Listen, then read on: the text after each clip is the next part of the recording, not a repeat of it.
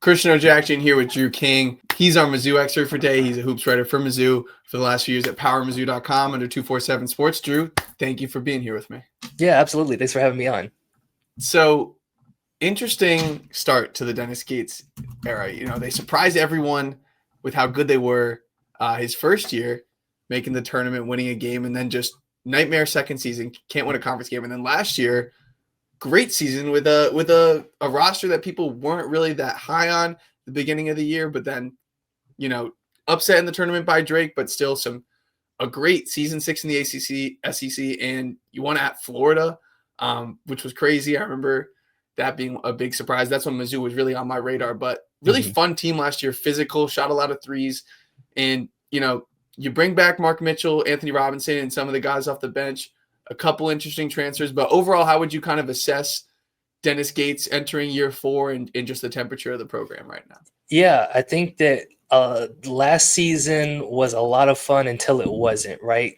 Because Mizzou knocks off Kansas when they were ranked number 1. They, like you said, they beat Florida on the road, and then they also beat Alabama, who was a top 5 team at the time, right? And there's not a lot of teams out in the country who had 3 top 5 wins last year, and so they just kind of fizzled at the end, and I don't 100% know what went wrong. I think a lot of it had to do with Tamar Bates breaking his hand kind of late in the year. I don't know that was super public knowledge. It wasn't public until after the season, but you know, he definitely kind of wasn't the same player late in the year. Caleb Grill wasn't shooting as well, so it just kind of fell apart for him. But I think that they still accomplished enough that there's some excitement going into this next season, knowing what they have back. You mentioned Mark Mitchell and Nate Robinson. I think a lot of people are excited to see those two again. 2 top 10 offenses in Dennis Gates' 3 years at Mizzou, and last year was by far the best defense he's had. First time they were in the top 180 ranked at 68th. Another thing that stood out was just the free throw rate, second in the country. Yeah. You know, you lose Tamar Bates, who got to the free throw line a lot, but Mark Mitchell's back. And he is the anchor of this team. He's an interesting player because, well, you know, super talented, goes to Duke, obviously, but he's interesting in that he's like a ball-stopping foreman that kind of needs the ball to go to work, but he's such a mismatch and so hard to guard. You know, sometimes I wish he wouldn't shoot threes, but at the end of the day, I can't really knock that he is effective. But you're not alone. How do you assess Mark Mitchell this year? Yeah, okay, so here's a stat for you. The second half of SEC play last year, Mark Mitchell was averaging 19.1 points and shooting like 62% on 2-pointers, like crazy efficient, really good high volume scorer. Obviously got to the free throw line a ton. And I know he didn't finish the year with a great free throw percentage, but it got better as the season went on. I'm looking at Mark Mitchell as a potential SEC Player of the Year candidate. And I'm not sure that there's a ton of people out there who are, but Mark Mitchell to me is going to be the backbone of this team. You got to see him get more active on the rebounds. I think that he could stand to do a lot better on the boards. He wasn't quite as good of a defender as he was advertised coming out of Duke. But yeah, like this guy is going to be the leader of the team. There's no doubt in my mind about that. Do you expect the 3-point shot to progress? Is he going to keep shooting it? Because I mean, it's just it's flat. It's just awkward looking, and he's so effective when he's getting to the basket. I'm kind of like, be my guest, like shoot it. If I'm the opposing team, I'm kind of like that. But then if he is hitting that, that's where he hits that SEC Player of the Year ceiling. So like, what are we doing with Mark Mitchell from deep? So Mark Mitchell looks like a right-hander trying to shoot left-handed. That's what his shooting form looks like to me. I think that he is going to keep shooting 3-pointers, and I know that's going to be disappointing news for a lot of people out there. But I think that Dennis Gates' biggest emphasis has just been like play to like how you want to, right? And he gives his players that kind of freedom where if they are confident in shooting 3-pointers, take the 3-pointer. It's not ever going to be a super efficient shot for him. I don't think even if he improved by 4% this year, he'd be up to 30%, which is still pretty far below the national average. So, but like if Mark wants to go play in the NBA, that's obviously a shot that he's going to be asked to take at the next level. So I think that he is going to keep shooting it, but regardless of what that looks like, I think he's still going to be a dominant presence inside on offense. That other key returner, Anthony Robinson, Yeah. the talent pops when you look at him. The analytics loved him because when you start to do the queries of who shot 40% from three with 3 assists and 3 rebounds per game and 2 steals, it's like a very short list. And Anthony Robinson's one of those guys. Like, he's so smooth. He's strong.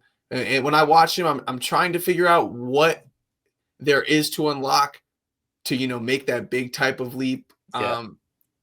What do you think are the keys for him? I think I see a little maybe with his handle tightening up a bit. Maybe it's just a little bit of confidence getting downhill to the basket, and obviously shot the 3 ball well, but didn't take a lot of them.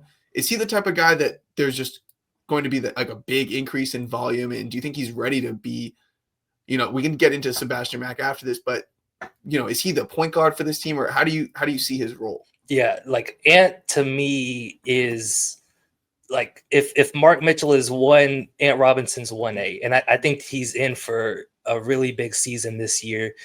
Like you said, like analytically was a darling with the stats, right? EvanMaya.com had him as a top 10 player in the SEC and a top 25 player nationally. And I'll be honest, like the counting stats do not say that at all.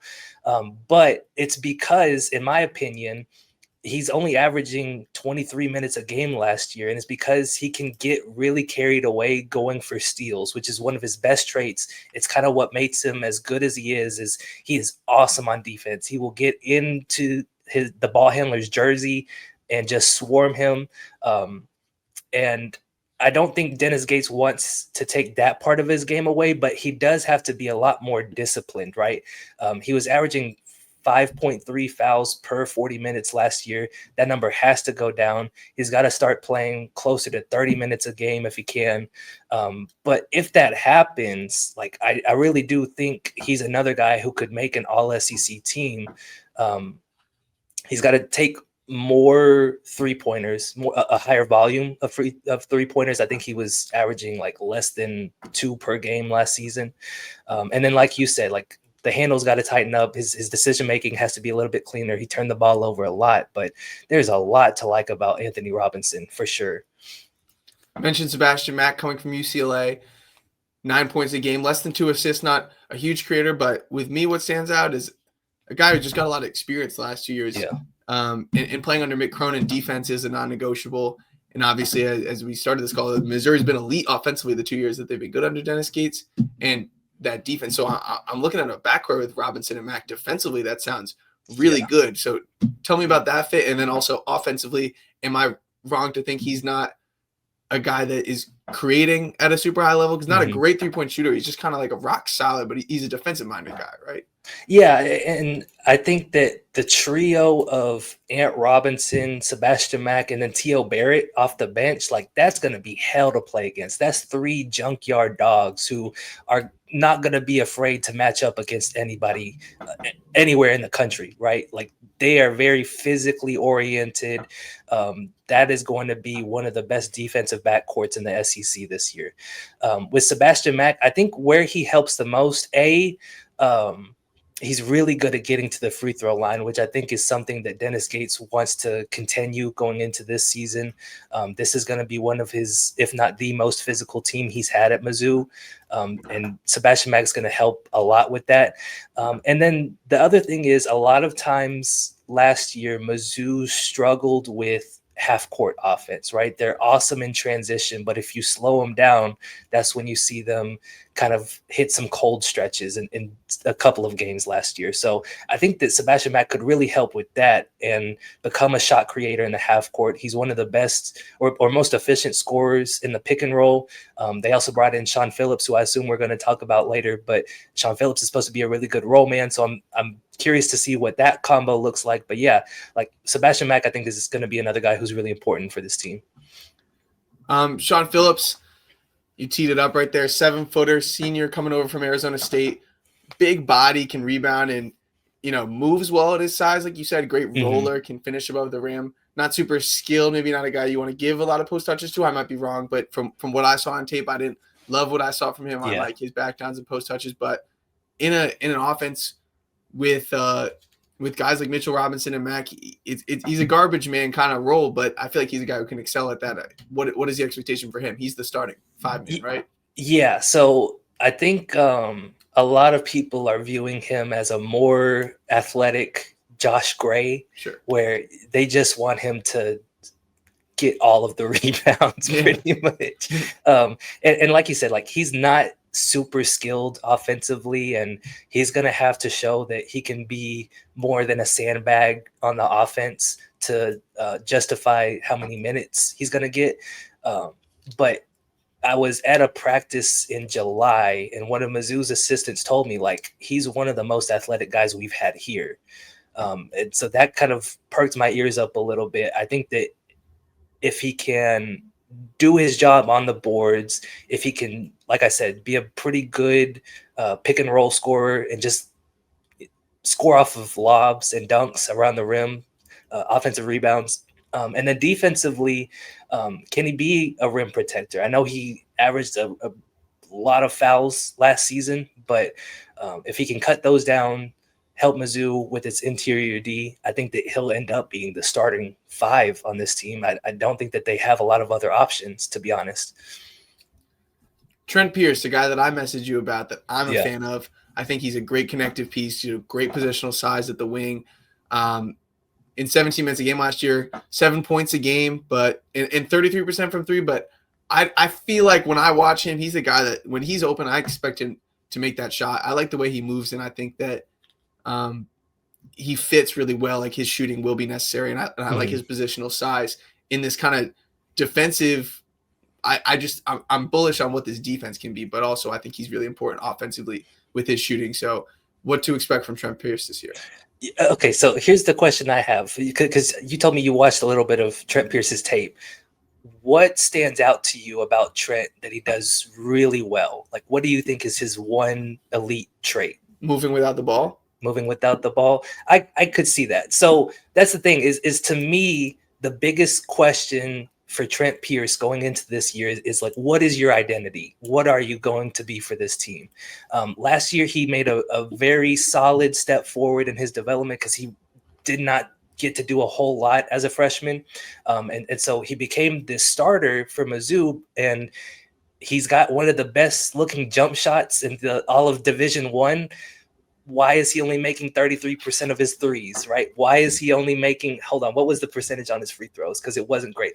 58% of his free throws. Okay, I did not know that actually. Yeah. So, like Trent to me is the swing player for this team. I think that Ant Robinson and Mark Mitchell give the Tigers a very high floor. This team makes it to the next level if Trent Pierce can pop, because if he starts making threes and does more than just stand in the corner and wait for the ball to come to him, if he can kind of embrace some more of the physical aspects of the game, become a better defender, become a better rebounder, like he's a really dangerous player and a huge mismatch for a lot of teams. It's like, why can't he be a 6'10" version of Caleb Grill, if that makes sense, right? Where he just moves off the ball really well, like you said, and then becomes a really good defender. That's the other thing is for someone his size and as well as he moves, he hasn't been impactful on defense at all in his career so far. So I think that Trent has a really good shot to retain his starting spot on this year's team, but he's got to make those next steps to stay where he is. And I think that Mizzou can be an upper half of the SEC team if he does make that kind of a leap, because like I said, he's just a huge mismatch if that happens. Yeah, I mean, I like the way you described that. And I watched a lot of Mizzou last year, but obviously not at the depth that you were. And he's just the guy that, I don't know, like maybe it is just the aesthetics of his jumper. Like I'm just, and just that he is so big. I'm just like, I like that guy. Like he's just, he's a connector. A lot of guys want to call him a wing, but he doesn't really do anything with the ball. He doesn't do anything off the dribble, I should say, right? He's a catch and shoot guy. You can call him a stretch 4, but that's also kind of the position that Mark Mitchell plays. And then if you want to put him at the 5, he's a pretty skinny guy and got pushed around a lot. There were a couple of games where Dennis Gates played him for the first 5 minutes and then yanked him for the rest of the game because it just wasn't his type of matchup. So that's the thing that I want to see from Trent Pierce this year, is just him finding an identity on the court and figuring out what kind of player he is. This is something I was going to save to later, but I think this is kind of a nice segue. Dennis Gates got some criticism for just kind of the way that he substituted and just like the way he kind of played around with lineups. And you're laughing because this is probably a huge thing, but I wasn't as aware of this. But tell me what you kind of think about that, and if there's anything that, you know, when you see this roster or just heard about, you know, the staff's approach to the offseason that like could be different, or any lessons learned. So I think for starters, Dennis Gates, especially early in the year, likes to rotate as many guys in as he can, because it gets him an opportunity to see them in a game setting. It gets them minutes that maybe they wouldn't otherwise have later in the year. So these early games, you're going to see him go 12 deep at least in a lot of them. Just because he really wants to see these guys. Now, as the year goes on, he does start to trim it down, but you'll still see him. I remember like the Texas game last year, he played T.O. Barrett 12 minutes just randomly, right? And it was because like Tony Perkins and Ant Robinson weren't having that good of a night. And then like the Auburn game and the SEC opener, like he just pulls his starters the last 10 minutes because they're getting blown out and throws all the freshmen out there. So it is hard to figure out a rhyme or reason to Dennis Gates's rotation. It frustrates a lot of fans here, but that's just how he is, and I don't think he's going to change. He knows what the reasons are, so my take is just not to question it anymore. I'm just going to let him do his thing. You know, we have a lot of guys that we haven't mentioned. Then, if he's going 12 deep, the clear ones that stick out to me are Jacob Cruz coming back. Mm-hmm. He's another guy like Pierce that you want to see that 3-point percentage be a little higher when that's kind of the best thing he brings to the table. Another older guy, 13 minutes a game last year to 6 points. Do you expect that role to be similar? Do you think that there's a leap in store for him? Yeah, like for Cruz, it's just he came to Mizzou with a reputation of being an absolute sniper. I think he was making over 40% of his threes on really high volume at UT Martin. And he was also averaging like 8 rebounds a game and didn't really show up as a 3-point shooter last year and wasn't much of anything else. I think Evan Maya rated him as the worst defender in the SEC. So that is, let me put some things in context though, right? Like Jacob Cruz moving to a new state, playing Power 5 basketball for the first time in his career. Also, him and his wife welcomed their first child right before the season. Like there was a lot of change going on for Jacob Cruz. I think he's going to be a little bit more comfortable. I think he'll know the routine better now. He's more familiar with how Mizzou plays, how the SEC plays. So I am expecting a better year from Jacob Cruz for sure. Another transfer, Javon Porter, obviously connected. The Porter family has been entrenched in Mizzou basketball. Last year at Loyola, where he came from Pepperdine, if I'm not mistaken, before staying in the WCC. But he's 6'11", moves well, 13, 7, and 2, can shoot the three. He'll take him. He took 5 threes a game last year. Yeah. In the limited action I've seen of him, like you see the upside because he's just more talented than the guys he's playing at that level. But what are the expectations? Finally, there's a reason he wasn't playing Power 5 basketball before, right? So, what are his biggest roadblocks, and do you think that untapped upside, or maybe it's not untapped, do you think his talent can be maximized, I guess, at Mizzou? Yeah, so I'm actually kind of expecting a bigger role for Javon Porter than I initially did because they have ruled out Trent Pierce for the next 8 to 12, or Trent Burns, I should say, for the next 8 to 12 weeks. Yeah, sorry about that. No, Trent, I get him mixed up all the time. My boss makes fun of me. But Trent Burns, the 7'5" redshirt freshman who was out all last season with a foot injury. He had a setback with the foot injury, had to get surgery on it. So now he's not expected back till late November, early December. And that kind of limits how much he'll be able to ramp up before Mizzou starts playing games of consequence, because they start December off with Notre Dame and Kansas, and then they end December with Illinois, and then you jump straight into SEC play after that. So Trent Burns is going to have to get thrown into the fire right away, and I'm not sure that he's going to get a chance to prove he belongs in the rotation. So I think that Javon Porter is going to end up being an important guy for them this year. Like you said, he's a super skilled big. You see, he's got a decent shot beyond the arc. You'd like to see the percentage go up a little bit. He's been a pretty good defender at the mid major level. So, and Mizzou, by the way, made a huge push for him in 2024 during that transfer portal season when he went to Loyola, and felt like they were going to get him before his brother got involved in the gambling scandal. And I think Javon just kind of wanted things to cool down and went to Loyola instead. So he's a guy that they wanted for a while. They got him this year. And we'll see how he translates. That's kind of the biggest thing for me is, can he handle the physicality of the SEC? He was shooting like below 45% on twos at Loyola. I wasn't really impressed by that, but I think that's also because he was asked to play a bigger role there than he was at Missouri. So maybe limiting some of his touches, he becomes a more efficient player. But yeah, I've got a lot of questions about Javon Porter for sure.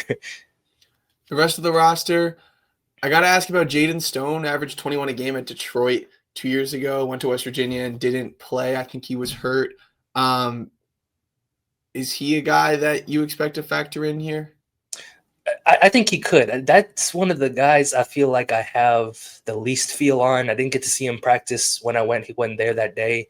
But he had this explosive season at Detroit Mercy, but it was on a Detroit Mercy team that was one of the worst in the country, right? And then he goes to West Virginia, and what I've heard is he was kind of expected to play kind of a six-man role, and then has an upper body neck injury, I think, and ends up sitting out for the season. So I don't know what to expect from Jaden Stone. He might be good enough to be in the starting lineup if he's that good of a three-point shooter, because that's one of the things I think Missouri needs most this year is some knockdown three-point shooters. But I could also see him kind of playing a Marquez Ward role from last year, where you just need him to come in and get a couple buckets and then get him out before he gets exposed on defense. So I honestly don't really know what to expect out of Jaden Stone. He's one of the mysteries for me heading into this year. Before we wrap this up, Luke Northweather from Oklahoma. I remember seeing him mix in a bit last year, kind of just rebound energy, big off the bench. And then a couple freshmen, Aaron Rowe and Nick Randall. Are these guys just kind of guys that maybe are at the end of that rotation that Dennis plays at the beginning of the year, or do you think there's any upside? Yeah, so I think that they've each got one really good skill that could be good in certain situations, right? Luke Northweather obviously has SEC experience. He's got range out to the 3-point line, right? It's not bad to have a big body like that around. Nick Randall is bigger than expected, looks pretty college ready to me. I think that he could be an impact player on the boards. And then Aaron Rowe is going to be the fastest guy on the court whenever he gets into the game. But he's listed at 155 pounds right now. So he's going to take some time to develop muscle and be able to hang with some of the players in this league. So like I said, I think that there's certain situations where they could be useful. I don't know that they'll get consistent minutes on this team. By the way, we got to talk about Honor Boateng. Oh, my bad. No, we definitely got to talk about Honor. So he was the number 26 recruit coming out of 2025, class of 2025. Started a few games for Missouri this year, but it wasn't really a real start, I'll say. Like a lot of times it was he's out there 5, 6, 7 minutes and then he's done for the game. But he's supposed to be really talented. He's very athletic, a really good downhill player. I'm curious to see what they can get out of him, because he wasn't really impactful in any way last year in the minutes that he got. He was just kind of out there getting cardio. So I'm really, really curious to see what Honor Boateng can be for this team. If he lives up to the potential that he had in high school, like we could see him in the starting lineup this season as the wing. But that's a guy that I think people need to look out for this year. Drew King, thanks so much for coming on the show. I think Mizzou is a team that I'm excited to see the jump Anthony Robinson can potentially make, even though Mark Mitchell, super productive, like excited to see how he, goes head to head with the best players in the SEC. And Dennis Gates trying to break the curse of top 10 offense, then 0-18 season, top 10 offense. Hopefully we don't have anything close to an 0-18 season out of in Columbia. So thanks again. That'd be nice. Yeah. Thanks, Christian.